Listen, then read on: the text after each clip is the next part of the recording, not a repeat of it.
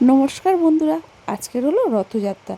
তো রথযাত্রার দিন তোমাদের সবাইকে জানাই অনেক অনেক ভালোবাসা ও প্রীতি শুভেচ্ছা।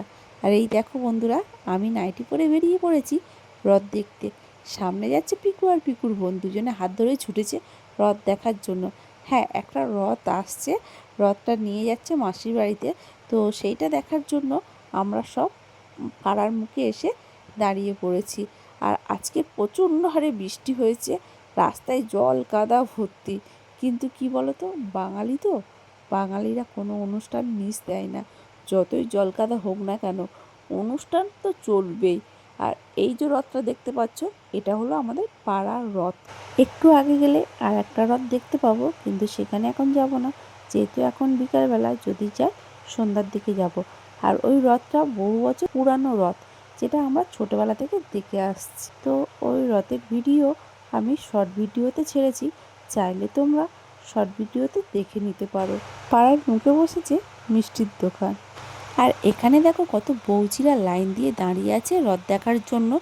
রথ যেহেতু বাজনা করে করে নিয়ে আসছে, তো তাই পাড়ার শেষ বাড়ি পর্যন্ত বাজনার আওয়াজটা যাচ্ছে, তাই সবাই চলে এসছে রথ দেখতে।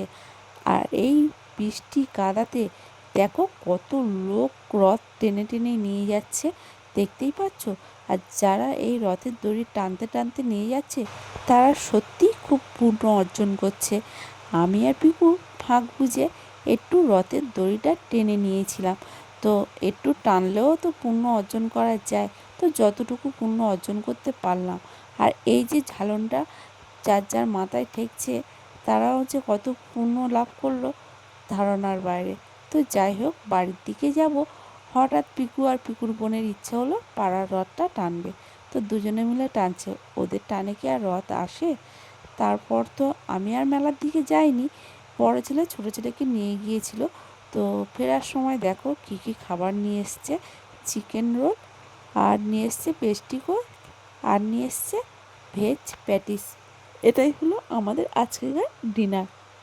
হ্যাঁ, মাঝে মধ্যে সবাই একটু আধটু ভ্যারাইটিস খাবার খেতে ইচ্ছা করে। তো আমাদেরও আজকের ইচ্ছা করছে, তাই এই খাবারগুলো নিয়ে আসা হয়েছে। তো যাই হোক, ভিডিওটা এই পর্যন্তই।